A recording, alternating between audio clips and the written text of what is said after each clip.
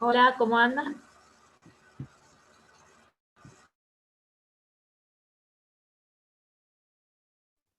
Hola, Hola, profe, buenas tardes. Hola, profe, buenas tardes. Bueno, cada vez somos menos, parece.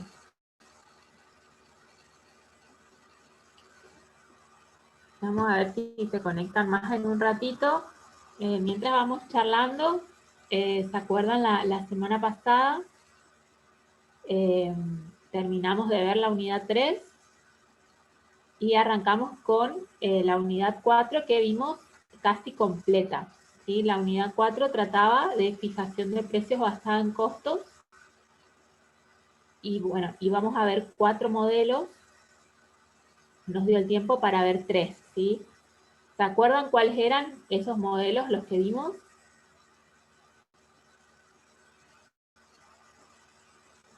¿Cómo se Uno era llamaban? en función de los costos. Los 3 eran en función de los costos. uno de markup, Sí, el markup, que era el agregar un margen a los costos, ¿sí?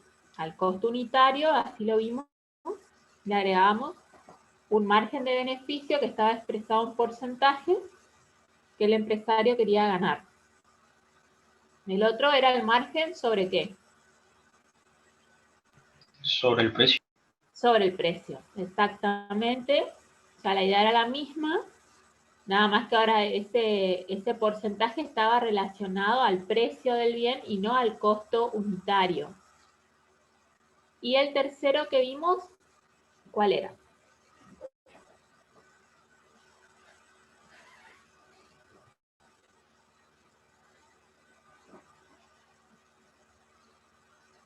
Era el de Precio precio objetivo, pues. objetivo, exactamente, que en cuanto a la conformación de la ecuación y del modelo, era la misma idea que la del punto de equilibrio económico, con utilidad deseada,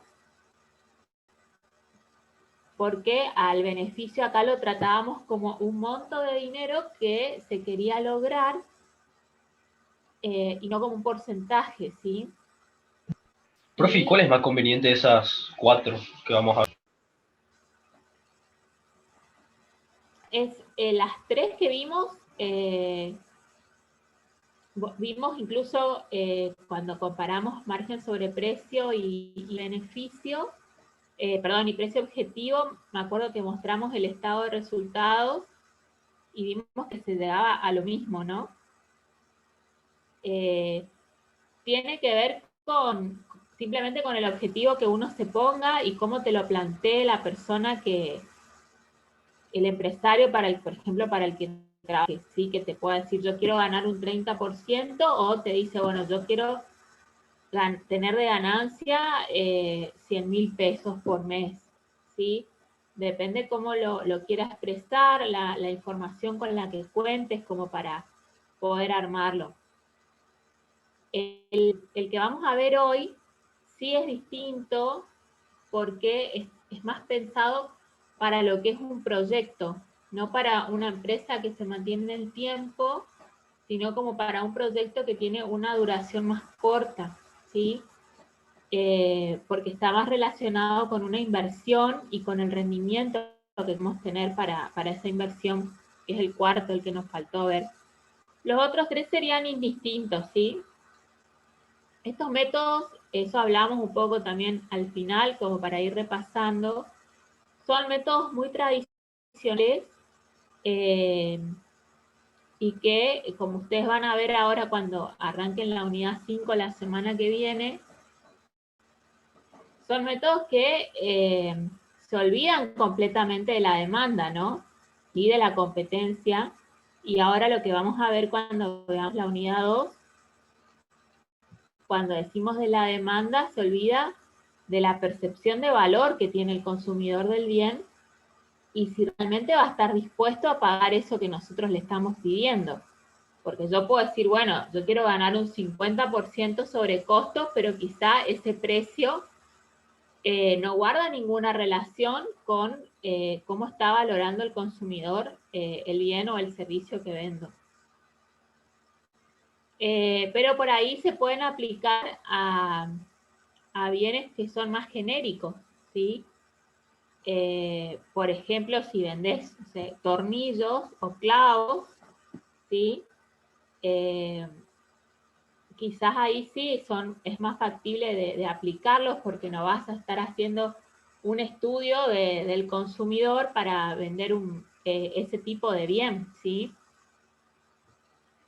En cambio ya hay otros tipos de bienes que además de cumplir una función específica, ¿sí? Como ahora vamos a ver en la unidad 2, tienen asociada otra idea, como puede ser de prestigio, de comodidad, ¿sí? En donde quizás sea conveniente utilizar métodos de fijación que miren al mercado, ¿no? O sea, miren a esos factores externos y no estén basados en estos factores internos como son los costos. Bien, no sé si pudieron practicar algo de estos métodos, si tienen preguntas sobre estos 3 métodos o de algo de punto de equilibrio. Si no hay preguntas, ya pasaríamos a ver el último, ¿sí? El que quedó pendiente.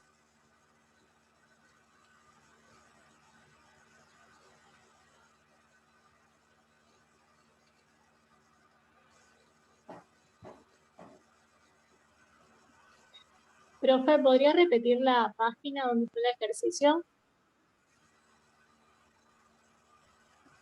¿Cómo? ¿La página? Sí, la página donde está el ejercicio. Me imagino que te referís a la unidad 3. Ajá, sí. Ahora no lo tengo el libro acá, pero los ejercicios están al final del capítulo 16. No tengo para decirte la página exacta, pero están al final del libro de Dunrauf, que es el que usamos para la unidad 3. Además, yo les dejé ejercicios adicionales, tanto para la unidad 3 y de la unidad 4 también. Pero esos están subidos a la nube. No recuerdo si es Word o PDF, pero es un archivo elaborado, digamos. Bueno.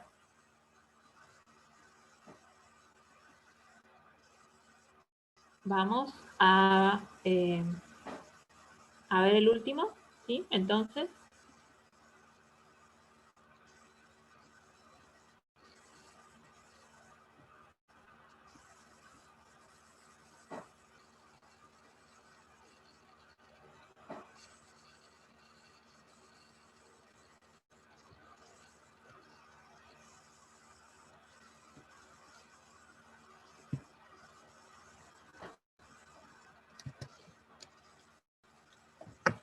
Bueno,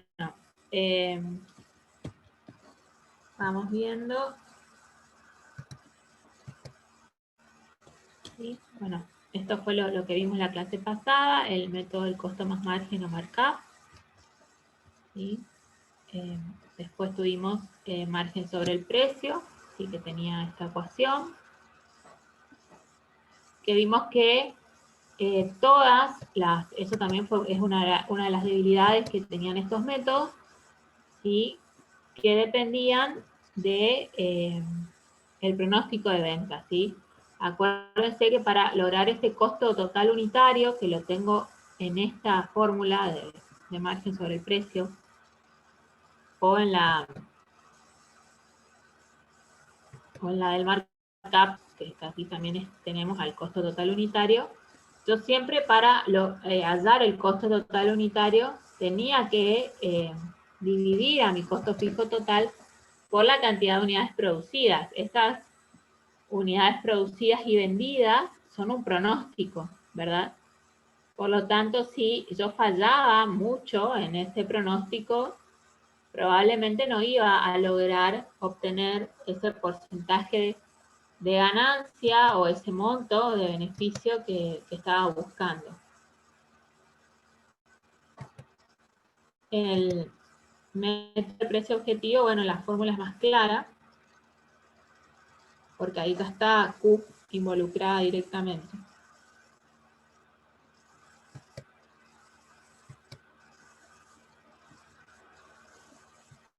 Bueno, este sería lo que hoy yo le decía al compañero que preguntó cuál era más conveniente.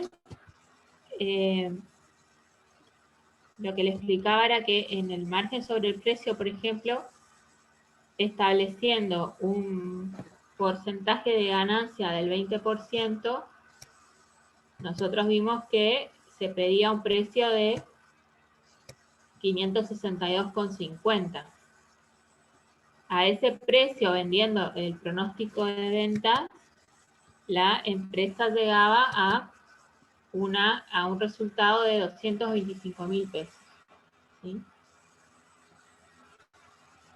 El método siguiente, el del precio objetivo, es simplemente un replanteo de cómo yo veo la ganancia o de cómo el empresario ve la ganancia. Y en el caso anterior me dicen, quiero de ganancia un 20% sobre el precio del bien.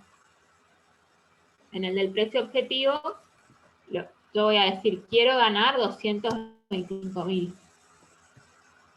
Y eso comprobamos que se llegaba al mismo precio, ¿sí? Pues a 562,50. ¿Sí? Bueno, este es el cuarto, que es el método del retorno sobre el capital invertido, y que por sus siglas del nombre en inglés, a veces lo pueden llegar a encontrar como ROI. ¿Sí? El retorno sobre la inversión, digamos, sería la traducción directa al inglés. Bueno, como les decía hoy, acá vamos a tener involucrada otra variable que no aparecía antes, que es un capital invertido, ¿sí? Que es esta I mayúscula que tienen como un exponente 0, ¿sí? Que es el capital. Y la otra variable que aparece es una tasa de rentabilidad deseada sobre ese capital invertido. ¿Sí? La idea de este método es que sirva para comparar distintas alternativas de inversión. ¿Sí? Imagínense que ustedes tienen dinero colocado en el banco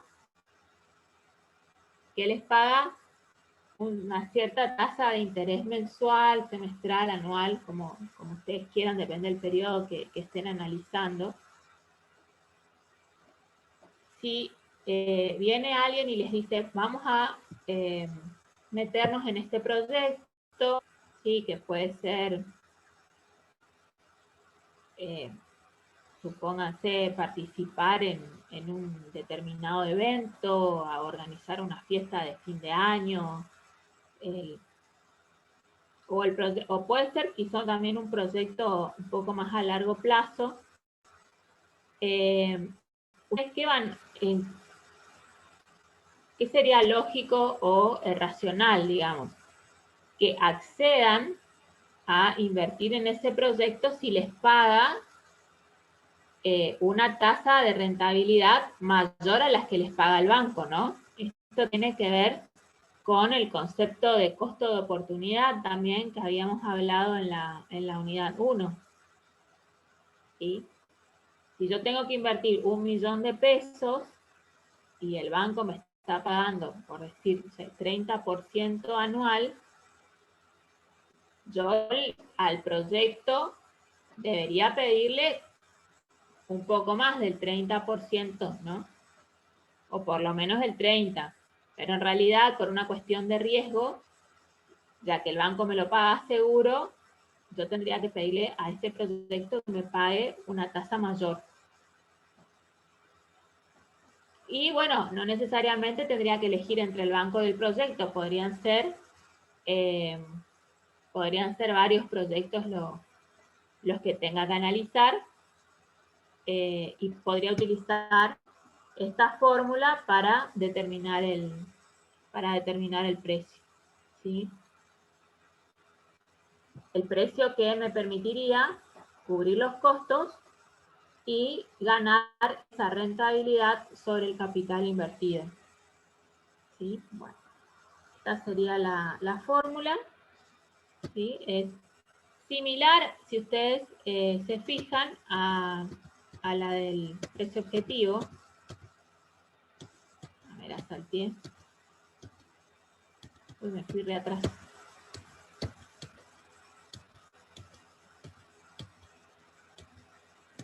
Fíjense que en este caso el precio era igual al costo variable unitario más el costo fijo total más ese beneficio sobre el pronóstico de venta, ¿sí? En el ROI, ¿qué es lo que cambia? Es que este beneficio está expresado como una rentabilidad sobre un capital, ¿sí? La inversión, el monto que tengo que invertir por la tasa de interés o de rentabilidad que le pido al proyecto. Pero eso la idea básicamente la misma, solo que involucra a estas dos variables, ¿sí? No es como un beneficio pensado al azar o por X cuestión, sino tiene una relación con lo que el proyecto me exige invertir para llevarlo a cabo y la rentabilidad que me da la opción alternativa. Bueno, vamos a ponerlo con un ejemplo para clarificar, ¿sí? Para abrir un nuevo negocio se necesita contar con un capital de 3 millones. Se estima que el negocio va a producir 2.000 unidades del bien X. El costo variable unitario es de 200 y el costo fijo mensual es de 500.000. ¿Qué pregunta el ejercicio? ¿Qué precio se debe fijar si el inversor desea una rentabilidad del 5% mensual sobre su capital? Entonces, lo que se hace de la misma manera que estuvimos haciendo la clase pasada es completar la fórmula, ¿sí? Costo variable unitario, el enunciado me dice que es 200, costo fijo total 500.000, más y el interés por la inversión, ¿sí? En este caso, fíjense nomás, yo lo reexpresé, acá estaba expresado un porcentaje, y yo lo expresé en tanto por uno, ¿sí? 5% es lo mismo que decir 0,05, ¿sí? Por 3 millones, que es la inversión, dividido 2.000. Acá hay un error de la profe, para que si lo ponen en la calculadora no se presta confusión, ¿sí? Primero se resolvería ese paréntesis, después se hace la suma, ¿no? Bien. Bueno, así nos queda que el precio va a ser igual a 200 más 500.000 más 150.000 y todo dividido 2.000. Finalmente nos queda un precio de 525. ¿Sí? Estos, estos ejercicios para aplicar ROI siempre van a estar planteados así de sencillos, ¿sí? Porque acá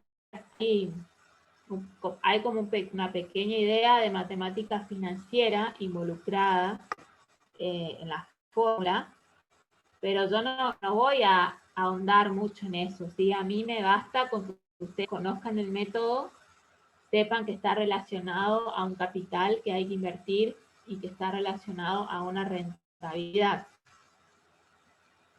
¿Sí?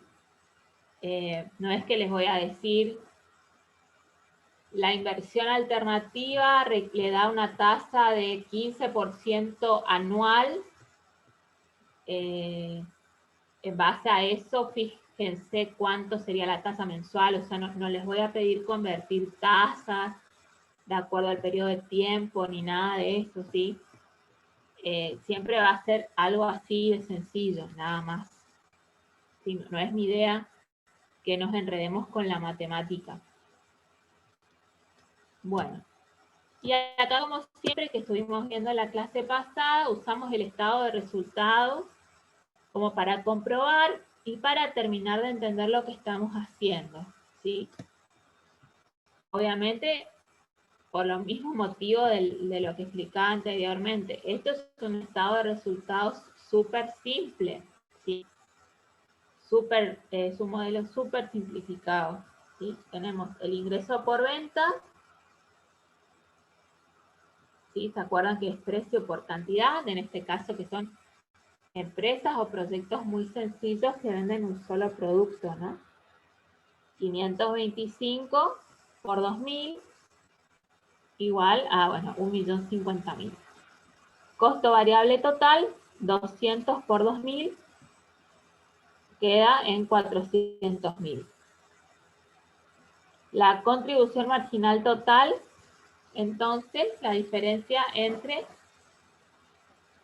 las ventas y el costo variable total, 650.000. O sea, sale de restar 1.050.000, le resto 400.000.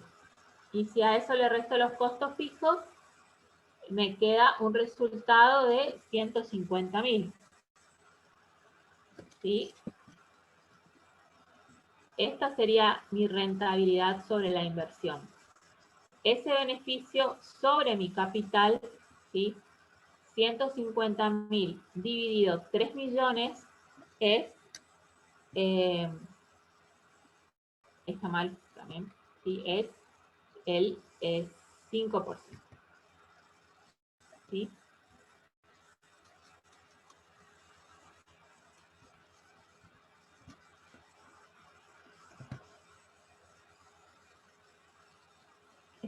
¿Estamos?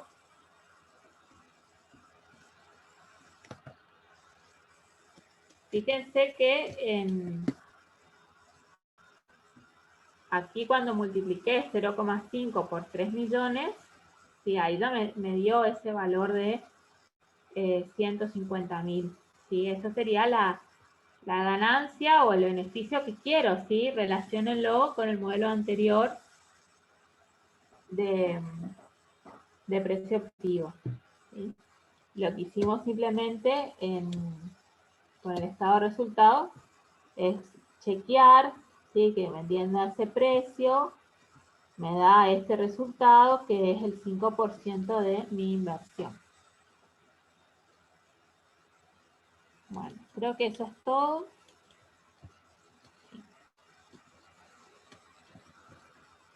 Con eso terminamos la unidad 4. Sí, como les dije, hay en la nube más ejercicios para que puedan practicar. ¿Alguna pregunta?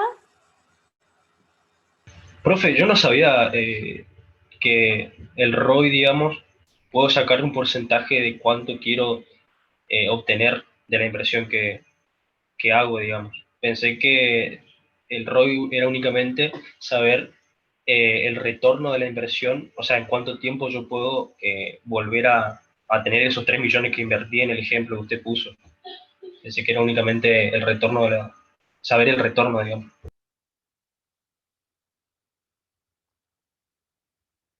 No sé si entendí el comentario. El método sería que el método está basado en el retorno sobre la inversión, ¿sí? O sea, el retorno es justamente eso, cuánto te paga tu inversión, ¿sí? Lo puedes pensar como un monto o como un porcentaje, ¿sí? Yo no sé si lo que vos me dijiste es que lo relacionabas más con el tiempo en el que vos tardabas en recuperar la inversión. Claro, profe, o sea, lo que yo imagino es que en el retorno sobre capital invertido uno se da cuenta de cuánto tiempo va a tardar para obtener nuevamente ese capital que invirtió, en este caso los 3 millones de ejemplo.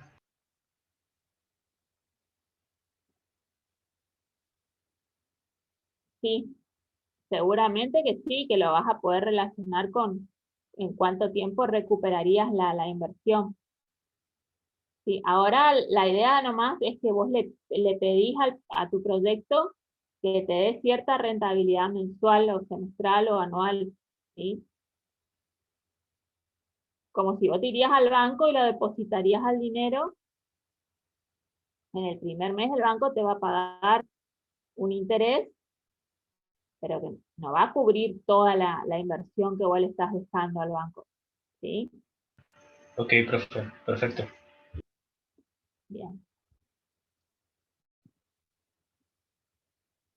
Bueno, eh, vamos a la unidad 2. Esta creo que les va a gustar un poco más.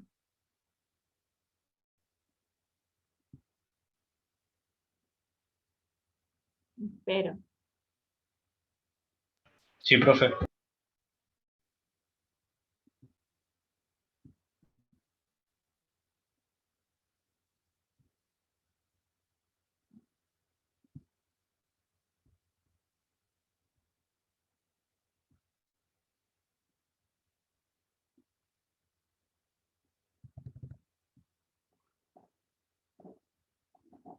Bueno, nos habíamos salteado la unidad 2. Yo preferí, como habíamos estado con bastante ejercitación de números con la unidad 1, continuar en ese sentido con la 3 y la 4, también para asegurar que esos temas tengan el tiempo que se merecen. Y bueno, dejar la 2, no porque no sea importante, al contrario, es la otra pata de la materia, sí, acuérdense que se llama costos y precios, pero es una unidad más teórica y que no tiene desarrollo de prácticos, por lo tanto, eh, o sea, se puede hacer una presentación de los temas y luego ustedes lo van a complementar, por supuesto, con la bibliografía, sin detenernos, y no nos lleva tanto tiempo detenernos en resolver. Bueno, como saben, hasta aquí llego yo. El viernes que viene va a arrancar la otra profe con la unidad 5. No hay problema si me quieren escribir con consultas sobre las unidades que vieron conmigo, ¿sí? Como ya les había dicho, es mi idea armar los ejercicios o casos o prácticos del segundo parcial de los temas que yo vi, armarlos yo, ¿sí? Porque yo sé cómo se los vi. Así que no hay drama si quieren consultar conmigo. En la medida que todo siga yendo bien, yo, voy a responderles. Y lo que había pensado en esta unidad es que hagan un trabajo práctico. Por eso les estaba pidiendo que me pasen los grupos. En la semana me estaría comunicando con ustedes para indicarles las consignas del trabajo, ¿sí? El año pasado hicimos Profe, fue un disculpe la lindo trabajo. consulta. ¿Cómo? Disculpe, le quería consultar. Yo le mandé un email avisándole del grupo de trabajo. No sé si le llegó porque no me contestó, por las dudas no me consultó. Creo desde ayer. Ya, el tuyo me acuerdo si lo recibí ayer. Ah, Sí, bueno. disculpe, Gracias. que ahí no les respondí a todos. No, por las dudas nomás era por el tema, se acuerda que para el parcial tampoco por ahí le costaba llegar y todo eso, por eso nomás era para estar segura que le llegó. Sí. El tuyo me acuerdo justo porque me lo mandaste a mi casilla de Gmail. Y creo que les había comentado que esta casilla quedó dando vueltas porque la usaba el año pasado, pero este año ya no la estoy usando. Por eso les di la casilla de comunidad UCE. Ok, voy a corregir porque Pero aquí tengo no, acá una me carpeta. acuerdo que lo recibí, pero Bueno. sin duda, yo prefiero que me escriban a esa casilla porque esa casilla de Gmail ya prácticamente no la uso. Bueno, ¿de dónde van a estudiar la unidad 2? De los mismos libros que vimos la clase pasada, que son bibliografía de la unidad 4, de Kotler y de Santesmases. ¿Sí? Bueno, la clase pasada incluso entramos a la biblioteca de buses y les mostré cuáles son las versiones que están ahí y que pueden descargar. Son las mismas y tienen detallado en el programa los capítulos, ¿sí? Que son 10 y 11, si no me equivoco. ¿Son los mismos que el de la unidad 4, profe? Sí, los mismos. Sí. Ok. Ahora me quedé pensando porque uno de los dos libros trata en 2 unidades el tema de precio. Puede ser que ahí esté separado, pero si no, ahora lo vemos con el programa. Y a la vez les voy a mandar, que posiblemente sea el práctico basado en eso, el primer capítulo de este autor. No sé si lo ven ahí, al libro. Sí. Sí, profe. De Díez de Castro. Bueno, que la verdad que la primera parte que tiene introductoria al precio es muy completa. A mí me gusta mucho. Y es para enriquecer lo que presentan Kotler y Santesmases, ¿sí? Así que bueno, serían esos tres, ¿sí? Kotler, Santesmases y Díez de Castro. Bien. Bueno. No sé si ahí lo van. No sé si se ve bien este cuadrito. Más o menos. Este esquema. Sí, se ve bien, profe. Bueno, así lo. Sí, profe, se ve bien. Bueno. Ahí se ve mejor. Ahí mejor. Este esquema está justamente presentado en Díez de Castro. También lo van a ver a este autor en la unidad 5, ¿sí? En fijación de precios basados en la competencia, más que nada. Y bueno, me gusta darlo como, al presentar la unidad 2, porque creo que sirve como para ubicar al precio dentro de la empresa, dentro del mercado, ¿sí? Y por qué no nos interesa estudiarlo, ¿sí? Como ustedes saben, y esto tiene, por supuesto, el fundamento económico, es que el precio es la variable por excelencia que explica la demanda, ¿sí? Entonces, en ese sentido, el autor presenta este esquema donde nos dice que la demanda es la variable que nosotros queremos explicar, ¿sí? Explicar es qué quiere decir, saber cómo se comporta, a qué reacciona, a qué no reacciona, por qué la demanda tiene ciertas preferencias o no, ¿sí? Qué variables la condicionan y cuáles no. Y en ese sentido, distingue, por supuesto, las variables explicativas, ¿sí? Las que van a explicar la demanda. Y las divide en dos, en las que están fuera del control de la empresa y bajo el control de la empresa. Y las que están fuera del control, vamos a empezar por ahí, dice que pueden ser autónomas o competidoras. ¿Sí? Bueno. ¿Qué se les ocurre? Vamos por la más fácil. ¿Qué se les ocurre que son las variables competidoras?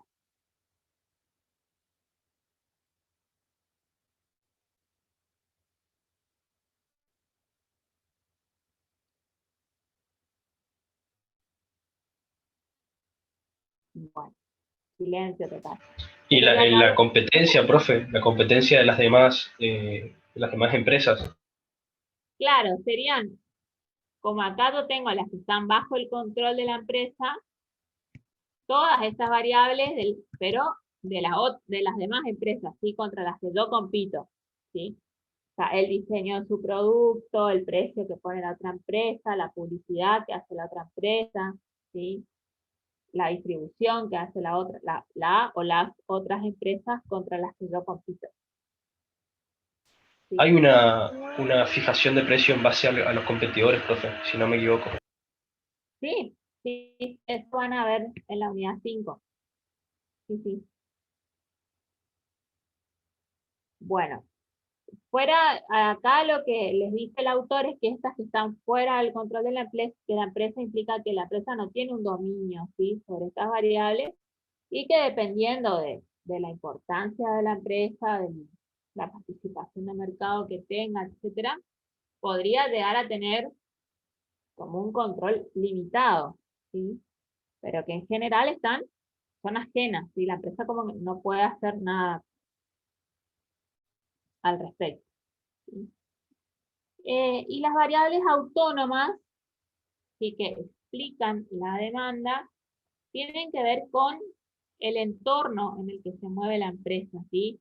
Como por ejemplo pueden ser variables culturales, eh, variables que tengan que ver con el medio ambiente, eh, pueden ser variables políticas, económicas, ¿sí? Que hacen al entorno general en donde se mueve la empresa, ¿sí? El año pasado, en el práctico que vimos de la unidad 2, me acuerdo que habíamos planteado la situación de la pandemia, ¿no? Y que llevó a una restricción de circulación, que conocemos o conocimos como cuarentena, y que hizo que muchas empresas pierdan muchas ventas, ¿sí? O sea, cayó la demanda, ¿sí? Eso sin duda fue una variable autónoma que afectó la demanda de varias empresas y sobre las cuales la empresa no tenía control, ¿sí? O sea, fue algo del ambiente en el que estaban situadas las empresas, ¿sí? Y que tenía que ver, bueno, con las políticas que se hicieron para controlar la circulación del virus. Bien. Bueno. Disculpen si hoy sí parece como un poquito agitada, yo me siento así. Y por ahí voy a pausar. Creo que tiene que ver con el bebé nomás. ¿Saben? Bueno. Sí, profe. Y después están las que sí están bajo el control de la empresa, y ahí nuevamente las dividen en dos, y tenemos las variables no comerciales y las comerciales, ¿sí? En las no comerciales dice que estaría todo lo que tenga que ver con el proceso productivo de la empresa y algunos aspectos financieros, ¿sí? Y las comerciales son las que ustedes conocen seguramente como el mix de marketing, y ahí es donde está el precio situado, ¿sí? Y fíjense que lo coloca a su vez dentro de las variables tácticas. Mientras que, por ejemplo, distribución y producto están dentro de las variables estratégicas. ¿Qué significa esta diferencia que hacen entre las dos? Es que las tácticas, para modificarse, no requieren mucho tiempo, ¿sí?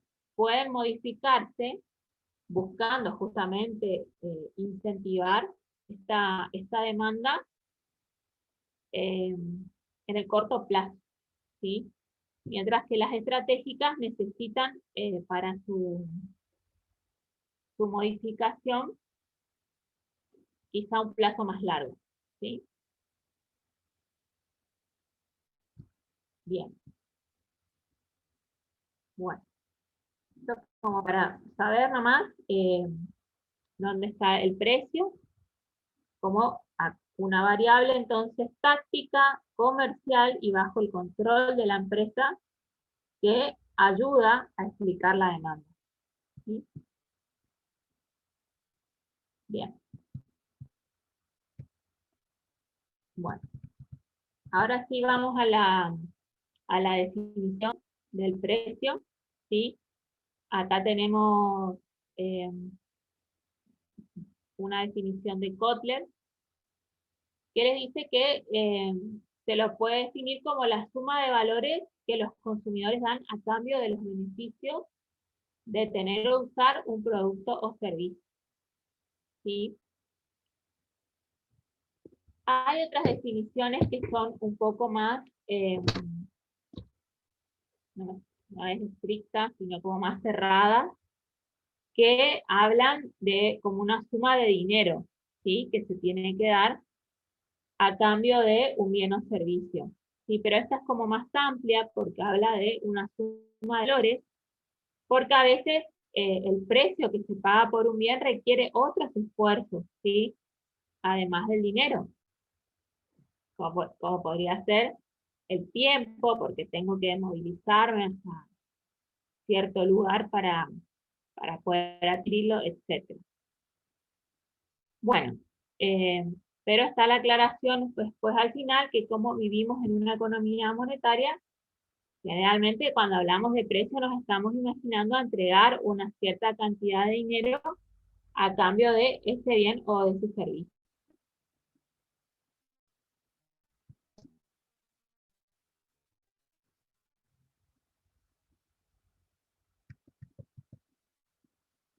Bueno.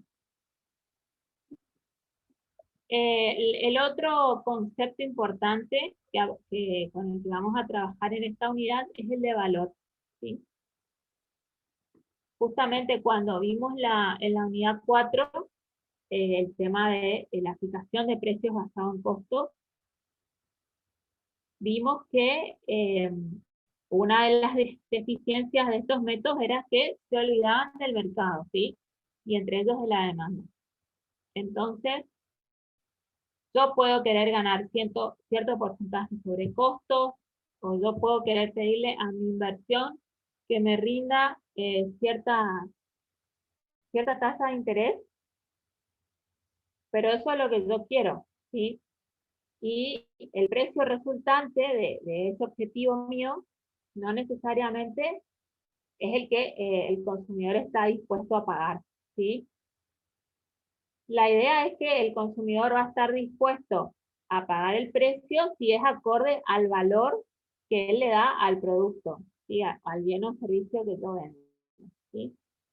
El valor es un concepto subjetivo, ¿sí? O sea, que depende de cada persona, ¿sí? Puede variar de persona a persona, porque es una percepción de la persona respecto de la capacidad del bien para satisfacer sus necesidades, ¿sí? Como les dice acá, que es una cita de Santes Mases, es una evaluación global del consumidor de la utilidad del producto. Acá a mí lo que me gusta aclarar es que utilidad no significa que el producto sea útil en el sentido de que funcione o no funcione, ¿sí? Sino de que satisfaga ciertas necesidades que no siempre tienen que ver con con esa funcionalidad, ¿sí? O con ese propósito para el cual fue hecho. El año pasado vimos el caso del termo Stanley, ¿sí? Vimos con una noticia que que había salido y que decía por qué los argentinos estaban dispuestos a pagar muchísimo dinero por ese termo y no por otros termos, cuando la función es la misma, ¿sí? O sea, conserva el agua caliente cierta cantidad de tiempo como muchos otros termos, ¿sí? Pero lo que pasa es que el producto en sí al consumidor le daba otra serie de beneficios, digamos, o de utilidad, ¿sí? Como sentirse que era, sale claro, como un sentido de aventura, así, de que es un explorador, o le puede dar cierto prestigio porque está de moda, y algunas personas están dispuestas a pagar por eso que brinda ese termo y no por otro que es un termo común, digamos, ¿sí? Toda esta idea del valor y el precio la van a ver en la unidad 5 cuando vean lo que es el costeo objetivo, ¿sí? Que básicamente hace todo el proceso inverso de lo que vimos en la unidad 4, ¿sí? Va a partir de la percepción de valor del consumidor y en base a ese valor se fija el precio y en base a ese precio yo tengo que lograr los costos acordes a ese precio, ¿sí? Lo que nosotros vimos en la unidad 4 era al revés. Yo ya tenía mis costos y digo, bueno, en base a estos costos fijo este precio. Después veo, ¿sí? Qué pasa en el mercado.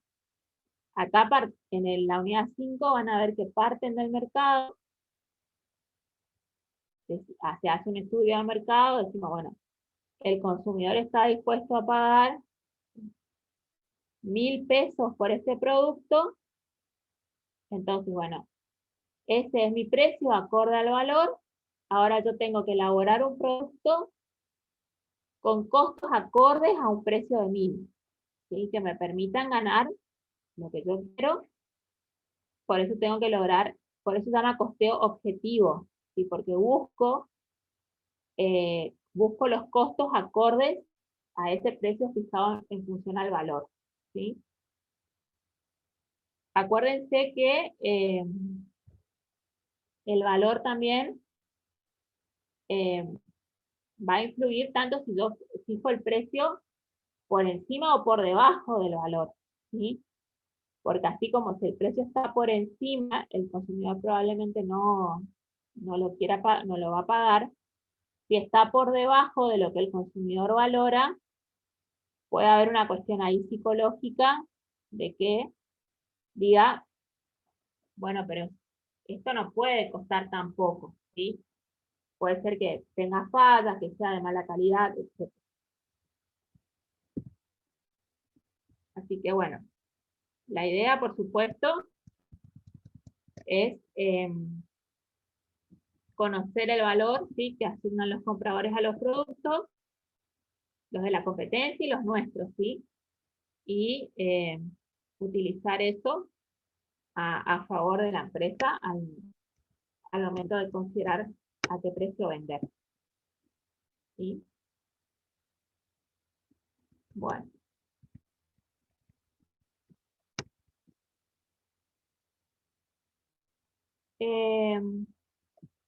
Acá son algunas de las cuestiones que estuvimos hablando, ¿sí? De por qué nos interesa estudiar el precio, ¿sí? Porque tiene relación con la percepción del valor que los consumidores tienen del producto, porque acuérdense que el precio tiene un impacto directo en los beneficios de la empresa, como estuvimos viendo en la unidad 4.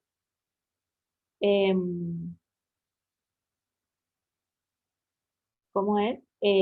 Obviamente para determinar el beneficio, yo hago ingreso menos costos, o sea, y para determinar los ingresos es precio por cantidad, así que el precio incide directamente en qué beneficio voy a obtener, y como vimos en todo ese esquema que presentamos al principio, es una de las variables del marketing mix y se va a definir en función con las otras también, ¿no?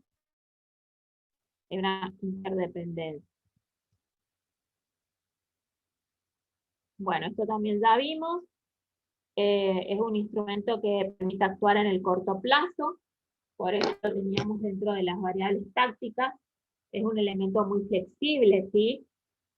Si yo quiero activar mis ventas, lo más fácil antes de cambiar el diseño del producto o tratar de llegar a un mercado en el que todavía no trabajo, puede ser disminuir el precio, ¿sí? Tomar una decisión para cambiar el precio es rápida, ¿sí? Tengo mucho margen ahí, es muy flexible. Esa decisión, en un principio, ¿sí?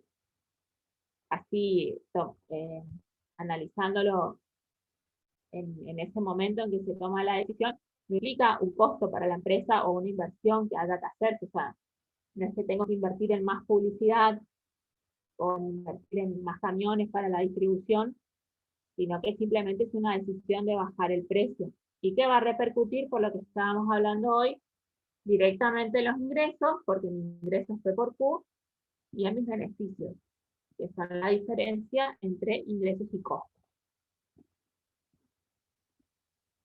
Bien.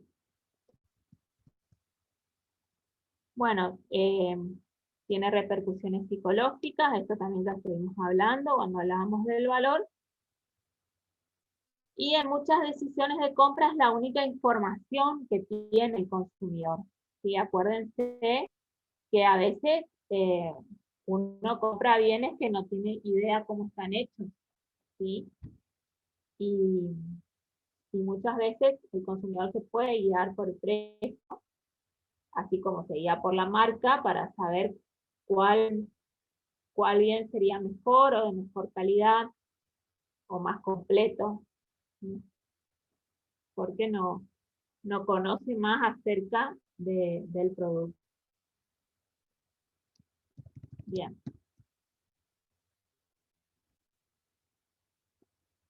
Bueno, los factores que influyen en la fijación de precios. Algo que les voy a decir acá, que me gustaría que lo anoten. ¿Se acuerdan cuando en la unidad 1 vimos las clasificaciones de costos? Que vimos de Sí, profe. y de Barraza. ¿Qué les había dicho yo ahí? Momento de estudiar. ¿Qué les dije? Porque Barraza y Kotler, y Jiménez, presentaban muchas clasificaciones. ¿Y yo qué les dije? Y sobre los costos explícitos e implícitos, ¿puede ser? Esa era una, ¿sí? No es una pregunta de contenido la que estoy haciendo, sino de la recomendación que yo les di para estudiar.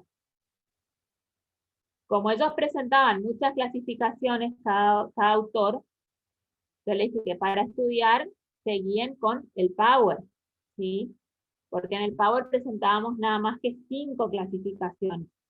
Entonces que esas 5 clasificaciones podían estudiarlas de Jiménez, de Barraza o de los dos, pero que se encontraban más, porque ellos clasifican a los costos de varias formas, que estas no las podían leer, pero que no iban a entrar en el examen, digamos, ¿sí?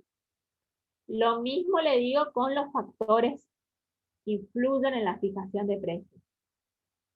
Ustedes van a ver que Kotler menciona algunos, Cantemases menciona otros, y si leen también 10 de Castro, van a encontrar otros más, ¿sí? O los pueden agrupar de distintas formas. Bueno, la idea es que justamente se guíen con el PowerPoint para estudiar. La misma idea que usamos para la clasificación de costos, ¿sí? Para no confundirse ahí. Bueno, empezamos con los factores externos. Acá la idea es, externo es que están determinados fuera de la empresa. ¿sí? Y cuando veamos internos, están determinados dentro de la empresa, ¿sí? La diferencia. Bueno, dentro de los factores externos que influyen en la fijación de precios, lo primero que vamos a encontrar es el mercado, y como estuvimos hablando todo este tiempo, cuando hablamos de mercado en el que opera la empresa, tenemos la competencia para los competidores y la demanda, ¿sí? Los consumidores a los que se enfrentan. La idea acá es que la posibilidad de fijar el precio va a variar según el tipo de mercado en el que la empresa opere, ¿sí? Y ahí tienen los 4 mercados que son de economía, que ustedes los habrán estudiado el año pasado: la competencia perfecta, la competencia monopolística, el oligopolio y el monopolio, ¿sí? Cada uno de estos mercados tiene características en cuanto a la cantidad de competidores que operan, en cuanto al tipo de producto que ofrecen, en el sentido de si es un producto homogéneo o diferenciado. Y sin duda, este tema, la cantidad de oferentes y de la diferenciación del producto, hace que haya para cada empresa más margen o menos margen para determinar su precio, ¿sí? Va a tener más o menos control para decidir sobre precio, o directamente va a tener que fijar el precio que siga el precio vigente, digamos, en el mercado. No sé si tienen alguna pregunta sobre esos tipos de mercado que quieran ver. De todas maneras, sobre esto se vuelve, como está marcado ahí en la llave, se vuelve en la unidad 5, ¿sí?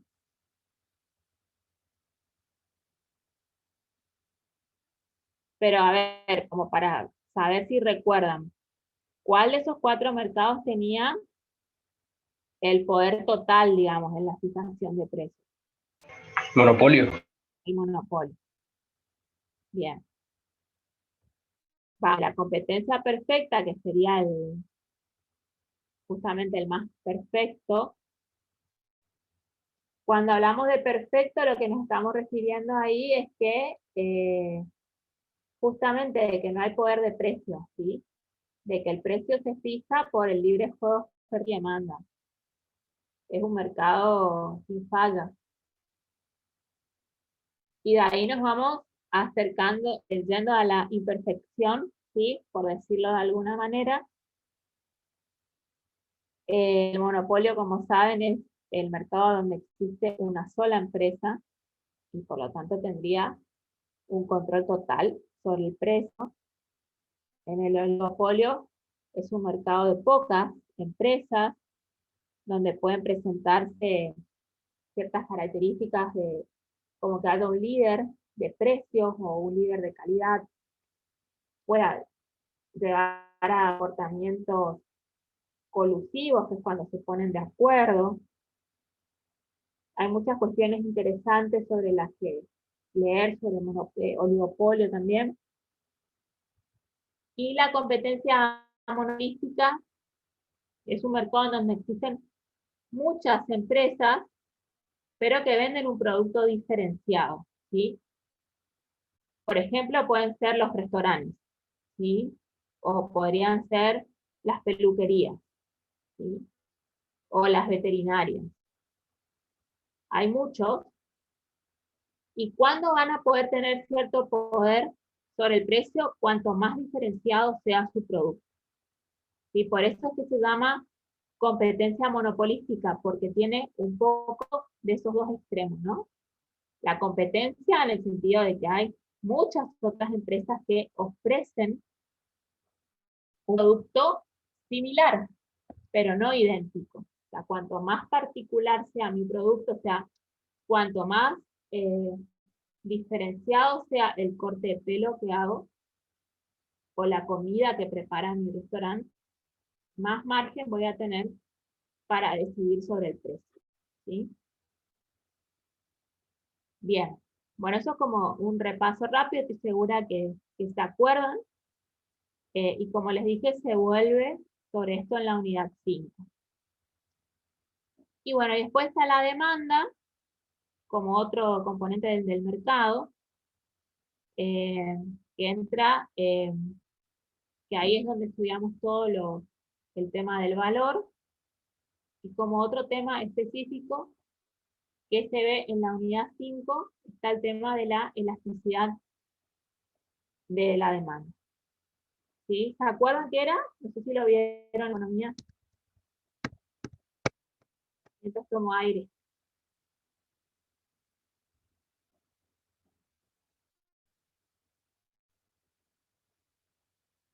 Cuando un bien tenía una demanda elástica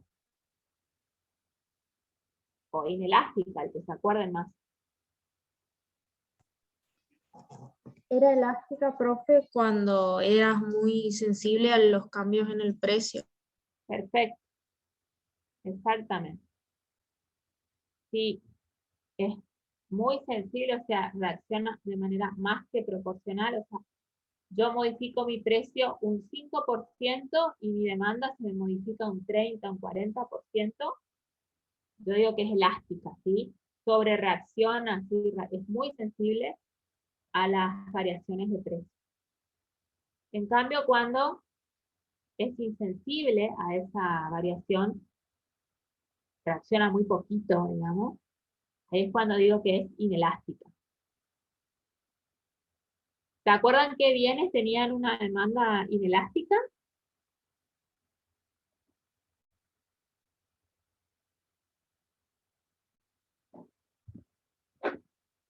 O si no se acuerdan, ¿qué se les ocurre? ¿Sí? ¿Qué bienes no responderían a las variaciones de precio? Podría ser, profe, medicamentos como la insulina. Bien. Los medicamentos que son súper necesarios para la supervivencia del paciente, ¿sí? Se van a adquirir independientemente del precio que tengan. ¿Qué otro tipo de bienes?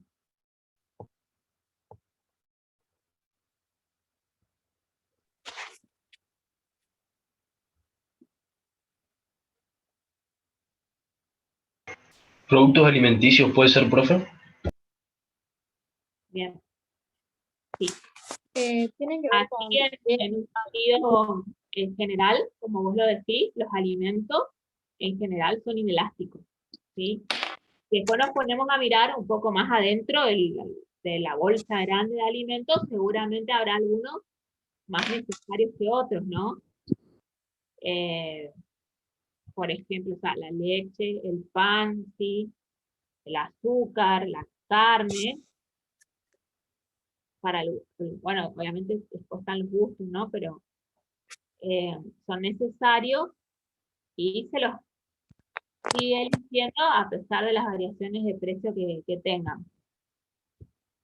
Después, por ejemplo, si uno ya se pone a mirar más, quizás el helado va a tener una demanda más elástica, por decirlo así, porque no es necesario. Creo que alguien estaba por hablar.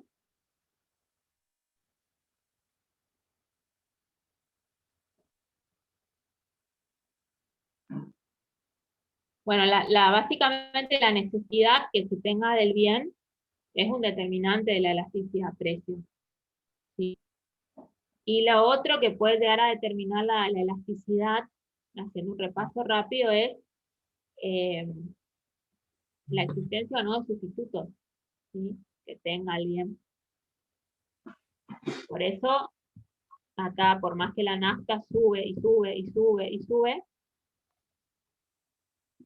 uno sigue comprando de todas formas, porque no hay, en principio, por lo menos para la generalidad de las personas, un sustituto, ¿sí? Después, con el tiempo, uno puede acomodar su consumo, ¿sí? Decir, bueno, uso más transporte público, me muevo en bici, me muevo caminando, etcétera. Pero en un principio es un bien que no tiene sustitutos cercanos,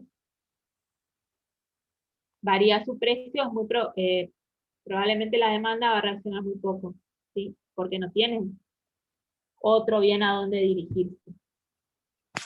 ¿Sí? Bueno, otro factor externo es, perdón, las condiciones macroeconómicas.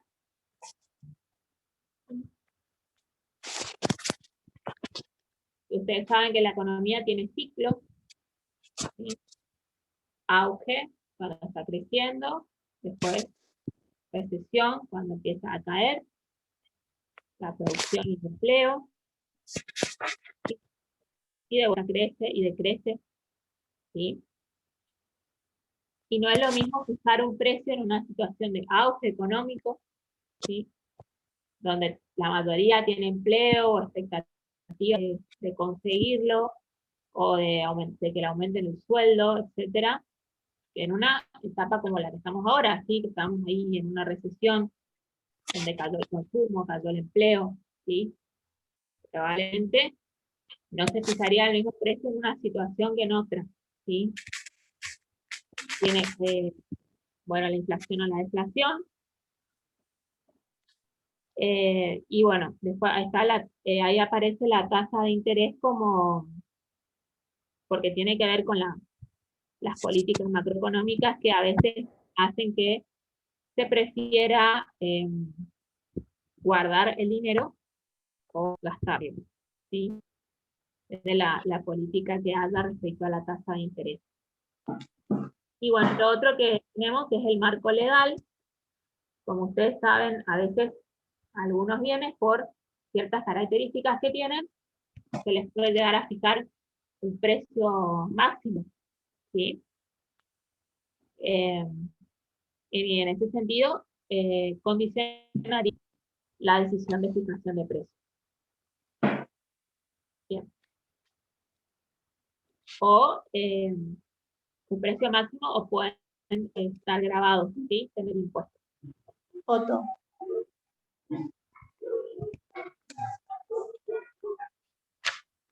Bueno.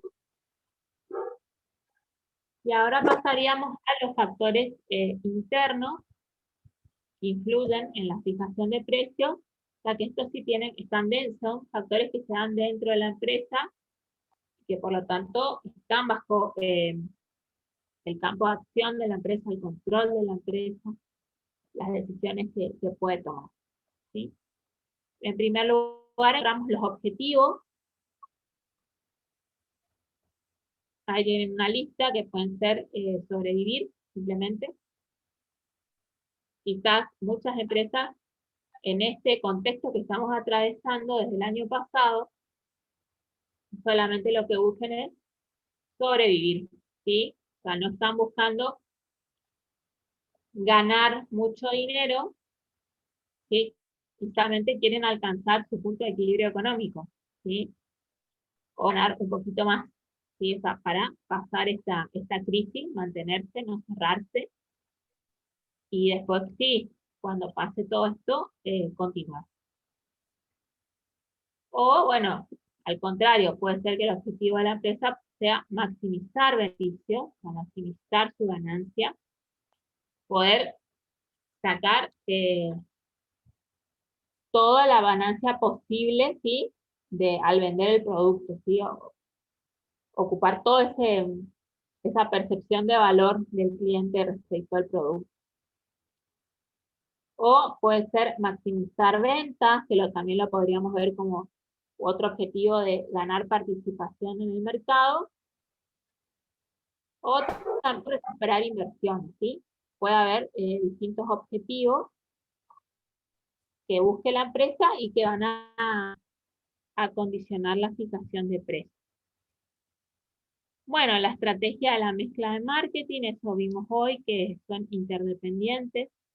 Pues seguramente el producto que vendo, la publicidad que tengo pensado hacer, el canal de distribución que elija, entre todo eso está el precio y las decisiones que yo haga respecto a los otros elementos de la mezcla de marketing van a influir en la decisión de precio. por supuesto, en el punto 3 encontramos los costos, ¿sí? Por eso estuvimos hablando en la unidad 4. Y ahora vamos a ver por qué los costos son uno de los factores más relevantes al momento de fijar precios, ¿sí? Porque justamente entre la diferencia entre el precio y los costos va a estar la ganancia, ¿sí? O el resultado que obtenga la empresa.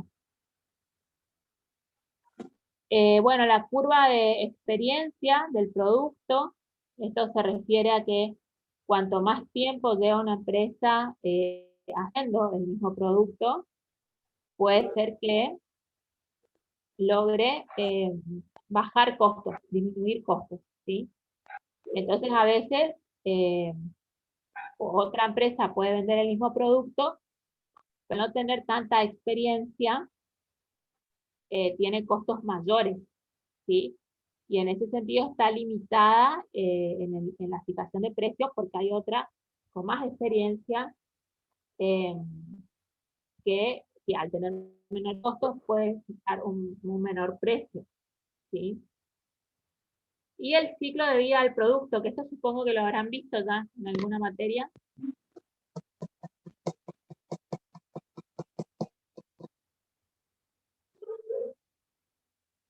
Bueno, Sí, profe, lo vimos. Sí, profe. que se relaciona con distintos tipos de consumidores, que son los que van y compran un bien nuevo, ni vale, ¿sí? Después cuando el producto llega a un pico, después a un declive, bueno, son distintos momentos en los que probablemente se fijen diferentes precios, ¿sí? En cuanto al conocimiento que tiene que ver con cuánto la gente conoce el producto y cuántos están dispuestos a comprarlo. Bueno. Acá es lo que yo les estaba diciendo. ¿Qué límites tengo al momento de fijar precios? ¿Sí? Yo no voy a poder ir por debajo de los costos como empresa, ¿sí? O al menos no voy a poder ir por mucho tiempo por debajo de los costos. Porque si mi precio está por debajo de mis costos, obviamente estoy trabajando a pérdida. Y eso lo voy a poder hacer por un tiempo, pero no eternamente, ¿sí? Entonces los costos constituyen el límite inferior para la fijación de precios. Mientras que la demanda, con todo lo que estuvimos hablando de la percepción de valor, va a constituir el límite superior, ¿sí? No podría ir más allá de eso. La competencia y los demás elementos que estuvimos mencionando van a permitir que esté más cerca de un límite o del otro, ¿sí? Que me pueda mover aquí y fijo un precio más cercano a mi límite superior o más cercano a mi límite inferior, ¿sí? Recordar esto, ¿sí? ¿Cuáles factores ponen un límite a la fijación? Fíjense que uno, justamente, el inferior es un factor interno a la empresa, mientras que el superior es un factor externo, ¿sí? Bueno, esto ya dijimos.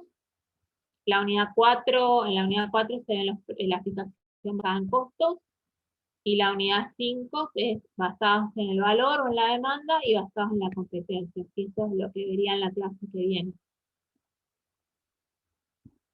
Bueno, y ya estamos terminando y vamos a terminar temprano, ¿sí? Nos quedan los tipos de precios. Acá también en los libros van a encontrar muchos tipos de precios que están referidos a distintas circunstancias. Pero yo elegí estos porque tienen relación con lo que estuvimos viendo en las unidades 3 y 4 que son con los que ustedes ya están familiarizados, ¿sí? Y por ahí son un poquito más técnicos, pero bueno, guíense con estos al momento de estudiar tipos de precios, ¿sí? El precio mínimo, le dice, es aquel que permite recuperar solamente los costos variables, ¿sí? Por lo tanto, el precio mínimo va a ser igual al costo variable unitario. ¿Ok?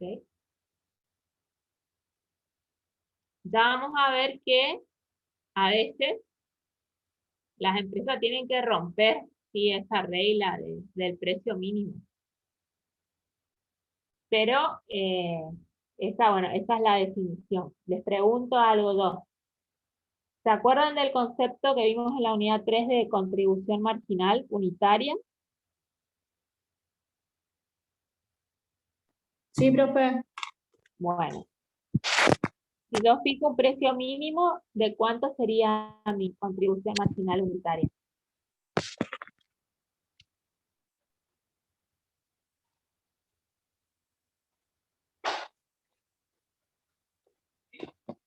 ¿Va a ser positiva, negativa o igual a 0?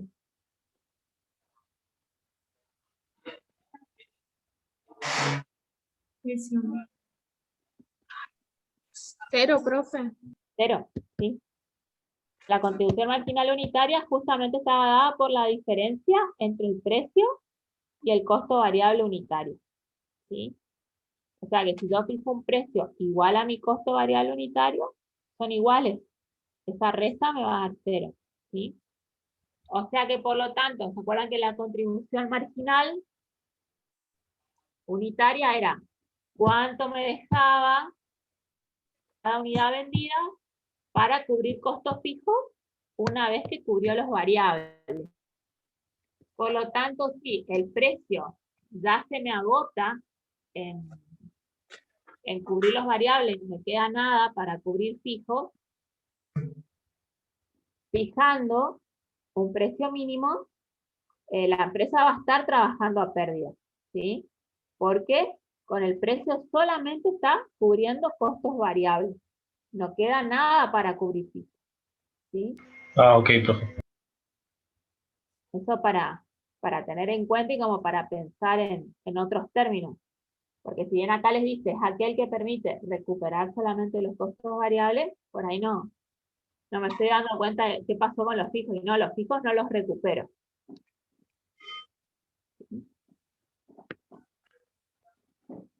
¿Por qué decimos que es el mínimo? Porque siempre que se dice, si vos no podés cubrir los costos variables, ¿qué te conviene? Apagar la luz nomás y cerrar. Y te haces solamente cargo de te haces cargo de los costos fijos por el tiempo que tengas que hacerte cargo, como por ejemplo el alquiler, un impuesto municipal, el sueldo de un guardia de seguridad, ¿sí?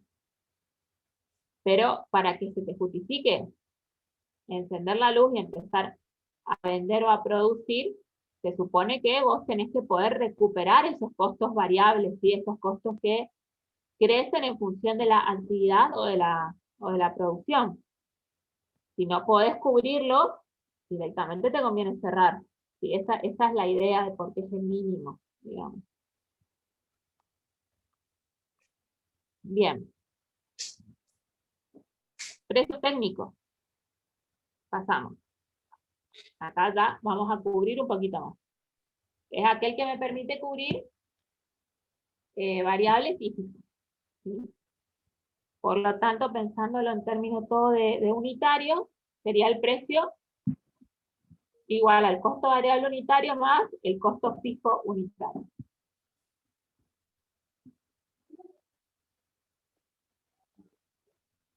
Aquí la empresa estaría en equilibrio, ¿sí? Cubre todos los costos. Y después tenemos el precio objetivo, que es igual al precio técnico, al anterior, más un margen de ganancia, ¿sí? Que es lo que estuvimos viendo en la unidad 4. Permitiendo así que la empresa obtenga un beneficio, ¿sí? Costo variable unitario más costo unitarios más beneficios. Unitarios serían. Beneficios unitarios. Bien.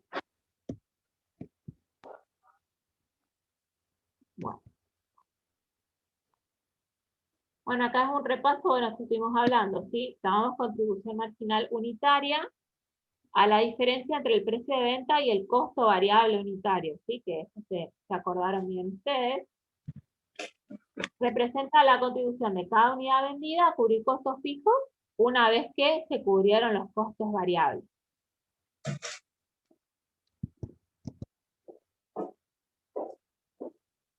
Lo dijimos, si la empresa fija un precio mínimo, la contribución marginal es cero. ¿Sí? Solamente lo que estábamos hablando, va a buscar sobrevivir, no alcanza a cubrir todos sus costos, pero se cubren los costos que se originan por la producción o por la actividad.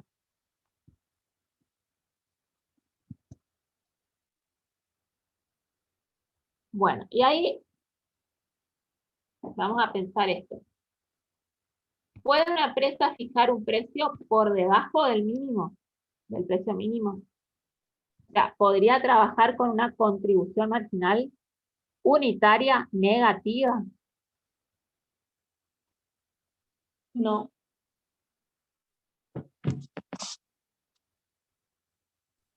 Sí, podría. Bien. Yo creo que sí. Se podría dar. ¿Por qué se les ocurre que una empresa podría fijar un precio por debajo del costo variable unitario? O sea, o trabajar con contribución marginal negativa. O sea, es decir, vendo, pero ni siquiera cubro todos los variables. Cubro un poquito.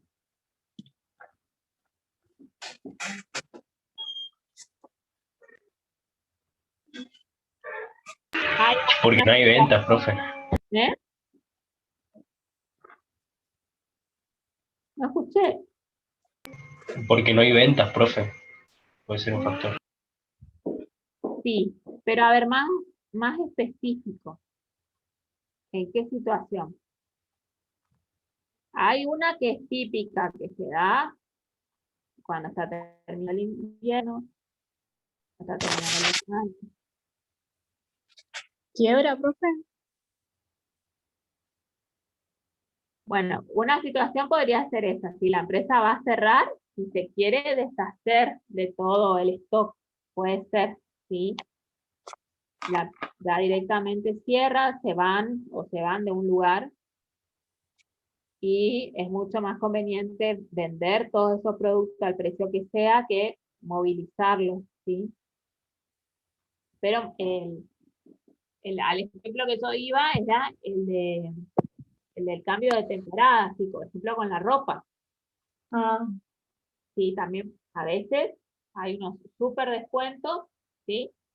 Porque ya se sabe que eso la temporada siguiente ya va a estar pasado de moda, entonces prefiero venderlo ahora y recuperar algo, aunque sea, a que me quede ese stock, ¿sí?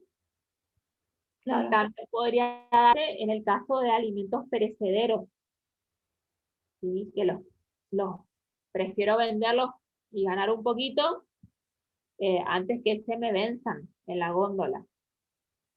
¿Ok? Y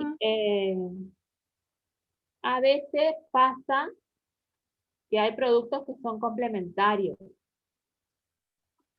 Y puede ser que un producto, uno de los dos, tenga una contribución marginal muy alta. Entonces, puedo vender el complementario a un precio menor que el mínimo, por como que el que tiene la contribución marginal alta ya me da una ganancia como para cubrir al otro, ¿sí? El ejemplo que yo daba siempre acá, pero la verdad que hace rato que no compro, es era el de las impresoras y los cartuchos de tinta, ¿sí? Generalmente cuando uno veía el precio de la impresora parecía algo accesible, económico, ¿sí? No estoy diciendo que estén trabajando sí o sí con una contribución marginal negativa, pero el cartucho, que es el elemento que necesito sí o sí para hacer funcionar la impresora, sí es la parte costosa, ¿sí? Bueno, en una situación de complementariedad así, puede ser que a uno de los productos yo tenga margen como para fijar un precio que se aleje mucho del costo variable unitario y por lo tanto tenga una contribución marginal muy alta y entonces puedo vender el otro a un precio bien bajo, ¿sí? Aunque no cubra los costos variables, porque este otro ya lo subvenciona, digamos, al complementario. Pasa lo mismo, profe, con el ejemplo de las cápsulas de café a la máquina. Ay, puede ser. Sí, sí. Yo sé que las cápsulas son carísimas. Así que sí, podría Sí, ser. ahí está el negocio. Bien. Bueno, gracias por el ejemplo. Bueno, acá también teníamos, bueno, este no dijimos, puede ser que por un tiempo la empresa haga ese truco de fijar un precio por debajo del costo variable para eliminar competidores o impedir que otros entren al mercado. Bueno, después dijimos vender stocks pasados de moda o perecederos, y lo que dijimos de los bienes complementarios. Y bueno, cuando pasa esto de que se fija un precio muy bajo, eliminar competidores o impedir el ingreso, a veces el precio se conoce con este nombre, ¿sí? Precio predatorio. Que sería el otro tipo de precio, digamos. O sea que estaría por debajo de el mínimo.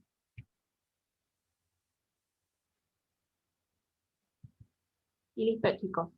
Esta es toda la unidad 2.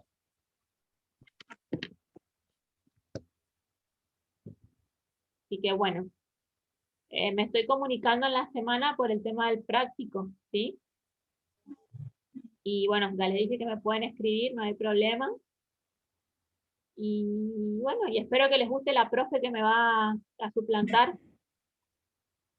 Cualquier cosa me avisan, pero seguramente que va a estar todo bien, ¿sí? Ya, bueno, fue un gusto compartir con ustedes estos meses. Bueno, profe, Para mí nada, igual, profe, fue un gusto. Bueno, muchas gracias. nos vemos en julio. No, van a rendir con Patricia también. Ah, Conmigo mira. van a rendir en diciembre, sí. Así Ah, que sí, bien. En julio todavía yo voy a estar de licencia. Bueno, en diciembre capaz, profe, nos vemos. Bueno, capaz. estamos, chicos. Éxitos. Chau, chau. Dale. Saludos. Muchas gracias, profe. Que esté Gracias, bien. profe, Hasta luego. gracias. Gracias. Gracias, profe. Profe, chao.